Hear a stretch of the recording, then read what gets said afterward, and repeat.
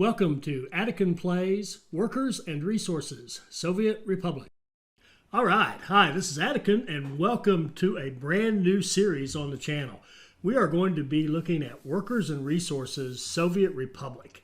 Now, I've chosen this game for a number of reasons. First of all, those of you familiar with the channel know that I really like games that have some depth and complexity to them. And I really like games that really need to be explained. If it's an easy game, there's no point in having it covered the way I cover games, which is in depth and in detail and trying to get into how the game mechanics really work. It's sort of like, no, don't guess. No, that's kind of what we're after here. So let me tell you about this game and why I've chosen it. This game, Workers and Resources Soviet Republic. First of all, it is a tycoon game, and I love tycoon games. You have to be able to manage these workers and resources to make a profit. You have to make money in order to continue to grow, or alternatively, you have to manage your resources so well and get all your construction materials set up so that you can actually run independent of money and do all the building you need to do out of the materials themselves. That is a tremendous amount of work, and we'll get into that later on. So as a tycoon game, it has the usual thing about production, and we'll get into production more in a moment, but let me just show you kind of the reporting, just to give you the kind of economic side of things. You can look at what you're exporting to the Soviet bloc and to the Western countries. You can look at what you're importing. And you report, like in this one we're showing right here, we're importing some of our food and clothing and electronics because we haven't developed enough to be able to build those ourselves. So we're paying money for those imports, but we're making money sending out, in this case, fuel and bitumen off to the Soviet bloc. So it shows us both what's going on in our rubles and what's going on in our dollars, and we have to really manage both currencies, and we can buy things with both currencies, and we can make money in both currencies. And it lets you break down by, how did we do last month here? Last month we actually had a shipment that went out to the Western countries, and we made $84,000 on it. We made $162,000 in rubles on the things that we were exporting to the Soviet bloc. So you have to be able to manage all this. So the tycoon game aspect of this has to do with managing our two currencies and producing goods that we can export to make money, and knowing how much we can afford to import to keep our citizens happy, and balancing all that out makes for a very nice tycoon game. This is also a city builder. It's a city builder because you have to be able to build cities that support all the people that you need to staff your manufacturing facilities and your hospitals and firehouses and all this kind of stuff that you have. So you do have to be able to lay out a city in some sort of logical way that it helps you to do well. Now, the city builder aspect has to do with a number of things. First of all, we have to be able to get people where we need them. So we need to arrange our city so that, for example, this apartment right here, we can look at this apartment and see where all those people can walk. What's a reasonable distance for these people to walk? So we can see we've got this set up so that that apartment could walk to work, to the refinery. They could walk to sporting activities here with the tennis and the football field. They can walk to the shopping. They've got their main shopping here. They can also walk to over here to the hospital. So they can basically walk wherever they need to go. Now, as you expand, of course, you're going to get to the point where you can't walk everywhere you need to go. I don't know if this guy can walk everywhere. Let's just see if he can. Yeah, he's pretty good. But what happened here was, as this city was expanding, as I wanted to move out here, I actually needed to set up a new shopping district so that as I built new apartments out here and expanded the city, made it bigger and bigger, that these people could get to where they wanted. Now, another option would be, had planned for it especially, we could actually have them get on a bus stop here and take the bus and then walk to these, and that would work actually put a bus stop out here that they could walk to. They could ride the bus to this stop, and then from this stop, you can see that they can walk pretty much wherever they need to. So that bus stop's in a wonderful spot right there. But point being that we have to be able to lay out our cities so that we have the coverage of all of our shopping, our sporting activities, our hospital, and our hospitals and firehouses. They can kind of go. We can either have people walk to the hospital, or we can buy ambulances and have the ambulances go out and pick up people who need to come to the hospital. Same thing with our firehouse. They can cover a fairly large area because, of course, the fire trucks can go out and cover the area as needed when fires break out. But the whole thing is, again, we have to be able to lay out our cities in a way that is very utilitarian, that will work so that we can staff the critical buildings that we need staffed and keep our economy going. This is also a game that has a fairly complex supply chain management. There are a lot of resources in this game. Besides the workers, which are a big one, there's a lot of raw materials like coal and iron ore and all that kind of good stuff. Crude oil, all kinds of things. There are a number of different processes and plants that are used to convert those raw materials into more valuable and more useful materials, like turning coal into bricks, turning coal into power.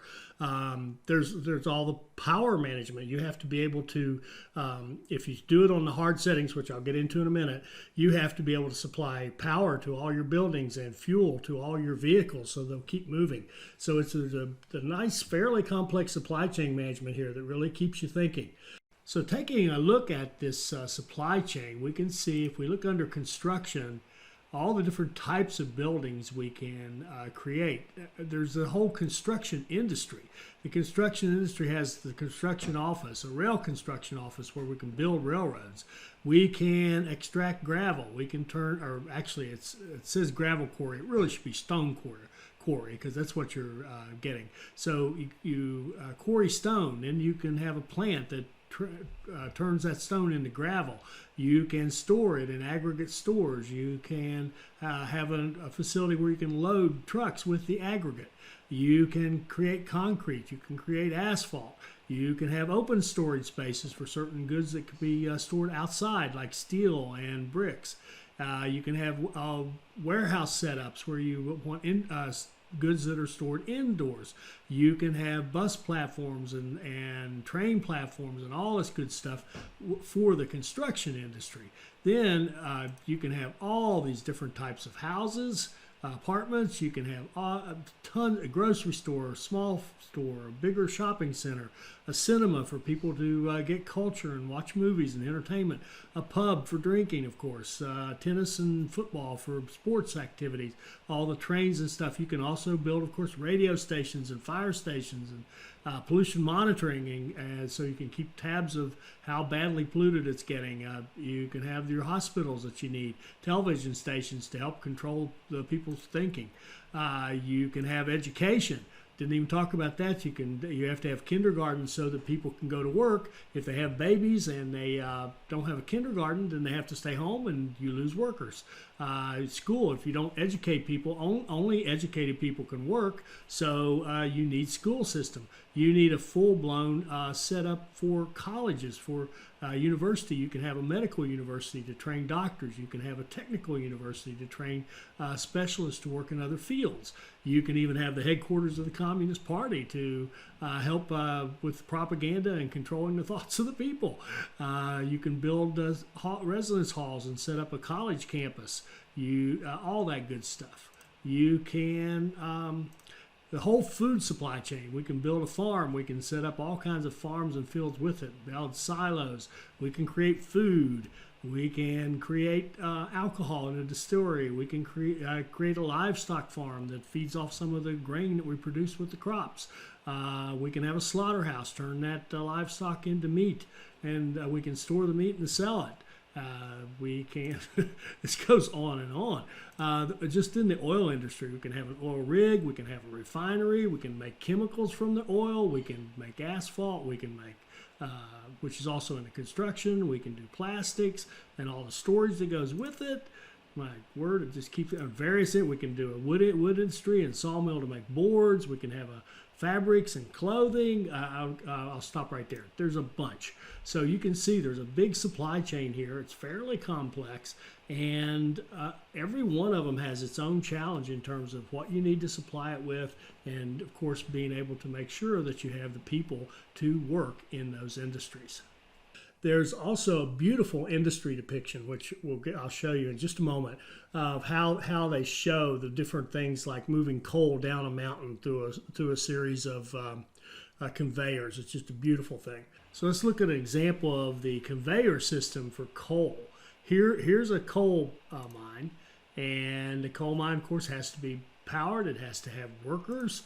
They're usually up on a hill in a very hard to get to place. It can be a real challenge to get your road or train network up there, but here's one where we managed to do that.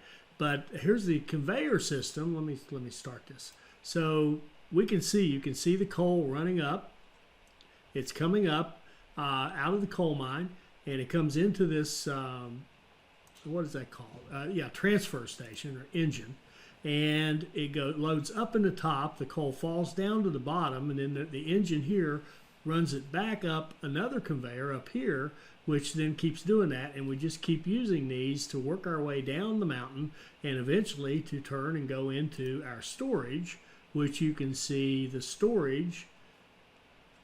You can see the coal coming in and dropping into piles here, and then as it's needed over here, if we had a train coming into this station, the coal would be moving up from the storage, coming up here into this transfer engine so that it could then move the coal into this loading station, and this loading station would load the train, and the train would take off and carry coal off to wherever it's needed. So that's just one example. We have the same thing over here with the beautiful depiction of the oil being pumped. And it goes on and on. So the industries. Let me move ahead, and I'll show you the trains as well. Okay, so a couple of things. Here we go. We've got a train that's leaving the station, so we can follow that train, go along with it. But the train is stopping right now and getting fuel, and off it's going to go. It's going to take off. You can see buses running across this bridge, across the railroad tracks, and now we can see this train that's taking off. And the other thing is, it's nighttime now, so we've switched to night. We've got our engine, we've got our lights going, and we're coming down here. There's a train. There's that coal train going off to the coal mine. Here comes a passenger train that's actually taking passengers up to the coal mine. And you can see it's turned day again, and you can see here we've got our semaphore system of signals working, and here's our bitumen being delivered off to Calzina to be exported. And there's also a very detailed optional management of all aspects of construction. You can decide to create all your materials you need for production, like gravel and bricks and concrete and asphalt and on and on and on, steel, etc. And you can manage. You can actually have construction offices that have all the different equipment you need, like excavators and bulldozers and all this kind of stuff. You can manage how do you get manpower to the construction site. You can decide how to distribute your goods across your country so that you can get the construction done. There's just a lot to it. So if we go to New Game, we have two maps that we can choose. We can choose, by the way, that giant map we just looked at is considered medium, so I'm sure there's a large on the horizon, which would just be staggering how big it would be. But you can play the blank, or you can do this one, the medium hills, and you can have a starting population. You can have people already living in your country. The one we showed was this. Now, then the difficulties, you can go very easy, and everything's over here, and it's just super, super easy to do everything. You don't have to have energy. You don't have a day and night. You don't have fires, so you don't need a fire department. You don't have global events. There's no pollution. Doesn't matter. Nobody cares. You can get any vehicle. It's just super simple. and it can go on up. Now, if you know me, you know what I play on. I go all the way to hard, set everything as hard as it can be, and there are a couple that are really important. One, the starting money is huge, huge difference. You can go anywhere from unlimited, which is like a sandbox, to hard, which means you start with $500,000 and a million rubles, and that is not a lot of money. It's very hard to get started with that much money. If you go up to medium, it's a tremendously easier game. I mean, much, much easier. But again, I like it as hard as it can be. That, to me, that's how you learn. You learn by diving in the deep end and starting to swim. So all the gameplay that you'll see me do will be on the hardest settings. And the only thing I'll change here, I'll start in 1960 because I happen to like that year. It has a sentimental value for me. I won't tell you what it is. But we'll go to 1960 and start. So that's the gameplay that I'll show you. And it's a different, I'm just telling you, it's a different beast when you have hard money amount, which means you don't have a lot to start with, and hard reactions by your citizens. So you can even decide if they're small, if they don't get what they want, they'll be a little grumpy, but they won't leave you. In medium, you'll start losing people. On great, if you don't get what you need, people start escaping your country. You start seeing escapes and your population goes down. As your population goes down, your factories don't have any workers. Factories don't have any workers. They're not producing any goods. You're not exporting anything. Your entire country can just fall apart if the citizens react badly. Also, energy management, giving your buildings and vehicles power and fuel. That adds a layer of complexity and cost to what you have to do. So it's beautiful. The day and night cycle has to do with you use more power at night because of all the lighting on street lights and in the buildings and in the apartments and what have you.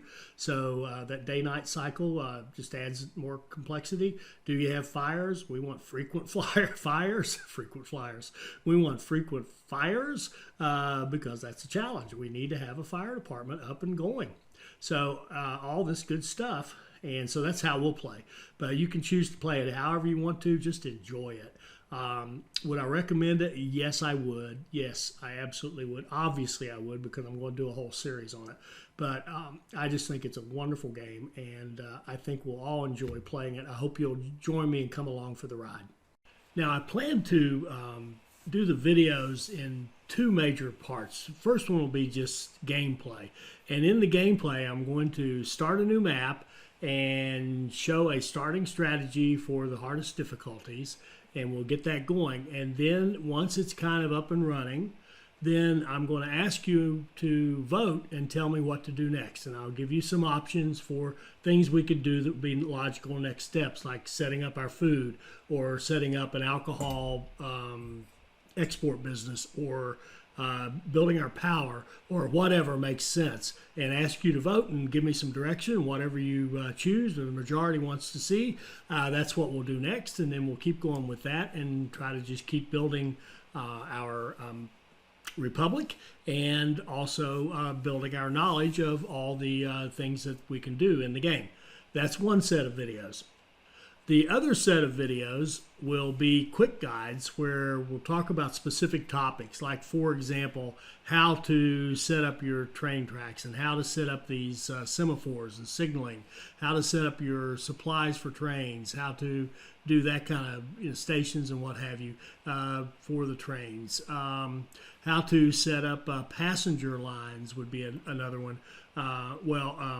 What I'm thinking of really, bus lines, and how to control where your workers go so that you get so you can make sure that your key industries stay staffed and you have enough people in your coal mine and you have enough people in your refinery and what have you.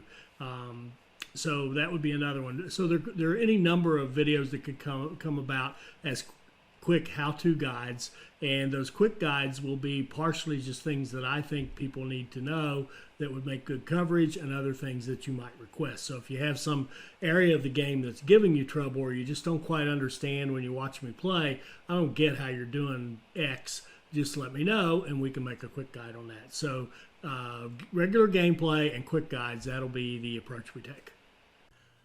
So again, I hope you'll join us as we take a little journey through Workers and Resources Soviet Republic. I hope you enjoyed this. I hope it'll help you become a better player, and I hope you'll join us for our next Workers and Resources Soviet Republic video. Thank you.